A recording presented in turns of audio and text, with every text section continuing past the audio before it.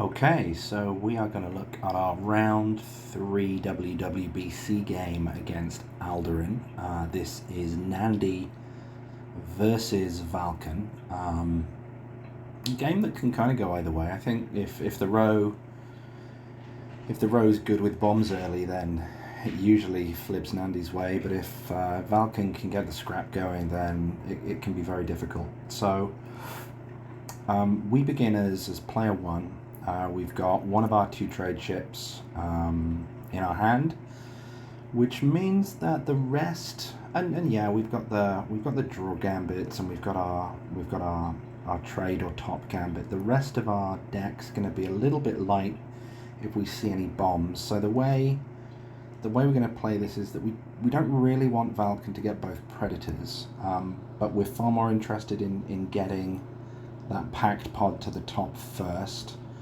With no blue in our starting hand, it's going to ally well with anything we can draw, and if we absolutely have to, we'll pop the gambit to get that extra trade. And turns out a trade envoy comes out. It feels both unlikely that we could pop our gambit and buy trade envoy, but also because we would see 3, 4, 5. We've just topped with our gambit, so the most we're going to see is probably 5 trade. So we're not going to get trade envoy for ourselves, and Valken's going to have like a bomb trade hand to see trade envoy. So it feels like we can leave that out. We'll just take a predator so that Valken doesn't get them both, and a bacon slaps out. And now, all other things being equal, trade envoy is ours unless Valken gets an absolutely bomb hand, and it starts out really well, but here doesn't follow up with any trade. So Aldaryn takes the other predator because, of course, doesn't want us to have both predators, and then goes down and hits us, gets an explorer. So predator and explorer for Valken. Not super thrilled that aging battleship's there, but it's absolutely not going to stop us from topping that trade envoy. And again, we want to see that with 6 cards in the deck, we've got the ability to top something, to draw into it with trade envoy if we absolutely have to. We'd rather not cycle. Oh right, that's right. But then we wanted to discard that, and then we wanted to try buying the aging battleship as well because we're greedy, and we didn't make it. That's fine. We'll take the green to. The row right now is mostly garbage, with the exception of aging battleship and Aldaryn. Unlikely to buy it with that discard too. And we would like, if possible, to clear the row out without having to buy garbage to do so, because that is the cholesterol of Nandi's deck, is buying that absolute garbage. So we're gonna do that. We're gonna waste the 3 trade, and we'll see what Aldaryn's up to. So he's getting rid of some starters, he's scrapping out. He does buy the rocket there. We've got another bacon on the row. Aldaryn wisely choosing not to buy the bacon. Again, he doesn't want to clog his deck up right now. So we're here in the market for an aging battleship. There's no value in getting it to the top of our deck, even if we could. Right now, we'd much rather just buy that and then take the healing from that starter. So we're bottoming trade envoy here, and Aldaryn, there's nothing much there, so he has to buy the tech, which filtering tech's pretty good. Not the best one out there, but it's certainly going to do something. Again, takes the battle pod and opens up a cutter. Can't make anything of that. No scrap. Kind of a meh turn. So Aldaryn right now, we've seen no scrap. We've just got our trade envoy and an aging battleship. Aldaryn has got the initial starting scrap because, of course, red. So whilst we have a good start, there is a danger here that we bloat and never get to scrap out, and that's how we lose this game if we don't make something happen. So we're going to discard our scout. We're then going to filter in. We're trying to draw into trade envoy here so that we can get some things going. We're just going to top the cutter there so that Now we have a five card hand and Trade Envoy's in there, so we can stop our shuffle happening and make sure that Trade Envoy doesn't skip the shuffle by topping halfway through our turn if we need to. And that's actually a really good hand. We've got lots of damage, we've got lots of trade. Aldaryn cycling through with his tech, again scrapping out, making sure that he's keeping his deck getting smaller all the time. There's not a lot here for us, so we're going to scrap out a bacon, and of course we flip another bacon. Not really what we wanted to see, but that's okay. So we'll top here the ferry, and then we'll draw into the ferry so that we don't skip our deck and make Trade Envoy sad. We're going to buy that. Lancer always good and not great against us. And Recycle Station really good here because we want to keep up with Aldaryn's scrap. And so in the short term, deck velocity is going to do that for us. It's not a long-term solution, but it'll do something. And whilst the life totals are beginning to look favoured here, it really is irrelevant because, and we're not pressuring Aldaryn's life total a terribly large amount here. So Aldaryn's got ample time to scrap out and then start ameliorating that advantage into kind of authority once the scrap is eschewed. I'm going to take here a filter and then buy the orbital platform, which is great. Always love to buy that. He's then going to take Blob Fighter because we've both got green, and again velocity really important. Kind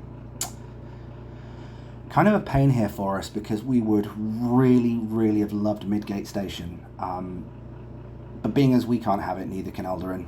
And there's a mining mech. Well, we will take that. We can't top it, so it is a bit sad, and we do reveal the Colony Seed Ship, which, again, not terrible, not my favourite, but there are worse things it could have been. Aldaryn's not going to scrap that because he's going to draw with his Predator into his trade, making sure that he gets Colony Seed Ship for the bargain price of 4, flipping an event, and then he's going to see some scrap, which he gobbles up, doesn't want us to have it, and he's going to reveal Junkyard. And I think, Aldaryn will probably heavily disagree with me, but he's starting to make his hands so that every turn is pretty good. Like, he's already knocked us down from in the 70s to the mid-50s. We're in danger here if we get nothing going on of being out-scrapped and killed. So we're going to top Junkyard, and then we're going to filter into it with a Predator draw, and we're going to scrap, and then we're going to filter again, get rid of the starter, and we're going to keep Lancer for a discard, hit him for 13. We would hope, in our perfect world, the Junkyard stays there. It probably won't, though, and we scrap Ferry because we've got enough trade. We don't want that clogging our deck. Again, we want to be moving quickly. So even though it's a good trade card, as you can see, we've got lots of trade cards, and it doesn't matter how much your authority on. If your opponent's scrapped out with a kind of a cyclical lock on, you're just dead. So Aldaryn's going to platform into some scrap, into another scrap. He's then going to scrap out from his... So there's 3 this turn. He gets rid of our Junkyard, Boo earns. And so this is going to enable us to put Loyal Colony into play here. We're going to swap our Trade Envoy for a Loyal Colony. We may never have seen the Trade Envoy again in any reasonable amount of time, and I'd rather have a base there to start soaking damage and providing some incremental advantage. We can get the Docker there.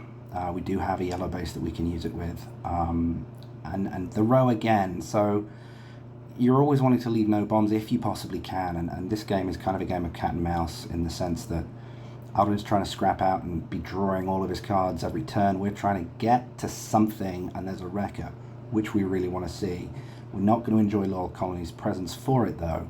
And so here the options are try and cycle out to get some Aging Battleship discard, or get rid of all the damage and just hope beyond hope that we can draw into trade. So we're going to actually get rid of our damage and our discard. We're going to draw, that means we're going to dock. We don't get the trade, but what we do get is the ability to remove Wrecker. And lo and behold, Tractor Beam drops. Now, probably the most efficacious tech card that exists. If you get it rolling, it's disgusting. And it's not really a waste, because if your opponent has it, they're using it, and if you have it, they're not. Plus, if the game's close, you can always push a base, push damage for the final turn. I'd much rather have that than Aldaryn have it, and there's literally nothing else there that anyone really wants. So that's why we're taking that. We're going to dock. That's great. It's going to buy the embassy. He's got bases, but also we've got one mining mech. The chances of us seeing that for bacons are small, but if Aldaryn gets any of his red cards and his orbital platform with his tech in play, he's very, very likely to be able to just cycle into those bacons, matching it up with the embassy yacht and start drawing all the cards. And there's a command ship, which he's short on, so he has to get rid of, and he drops, lo and behold, a lunar landing, which everybody wants. Has no option to get it, so just has to push damage. As you can see, we really want it. And Aldaryn getting rid of the rocket there again, not wanting to clog his deck up. So we're going to draw into Pact Pod, which does give us absolutely the ability to put that on top with the discount of 3 from the blue ships, and then we can use our starter to cycle into landing, and then we can draw 4, from where we can place our bases. We've got the trade to begin bouncing that lunar landing. We've got a stealth tower on the row, which we buy, an aging battleship for 2 cards. We're then going to try and draw into our, we're going to, bounce our lunar landing to draw 5, really good. It's mostly chaff, but that's chaff we wouldn't be drawing, we won't be drawing next turn. And then we can keep drawing, we can stealth tower here, and all of a sudden, we found ourselves from an unlikely position where we were trying to get to Aldaryn before he kind of got going on an engine out of absolutely nowhere, from an early tractor beam purchase into a fortuitous lunar landing following a command ship. So you can definitely say that there's some good luck going on here. We win out of absolutely nowhere. And so really, like, I mean, one, it's always nice to beat Aldaryn, very good commander player, very good player of the game in general. Always sweet to beat him with Nandi when he's not playing Nandi, and he could have. But actually that, like, Aldaryn asked me to show Dion, like, record this game because it's absolute nonsense. And as you can see, the final turn was absolute nonsense. But the thought process is behind, and I'm not saying someone wouldn't have played as Nandi this game differently and maybe more correctly, I don't know, but we tried to be disciplined. We tried to be stringent with ourselves and not overstretching, not buying and filling up on rubbish. We tried to make sure that we could either scrap or buy bombs that came on the row, and, you know, a different trade row is a totally different game, and maybe Aldaryn absolutely squashes this, but a pretty even match, even though it looks like it wasn't. That was a lot closer than that looks, all thanks to the final turn of being able to top lunar landing. So absolute nonsense. Good game, Aldaryn. There you go, Dion. That's what you missed. There is indeed a lot of cards played. So good games, and on to the next round.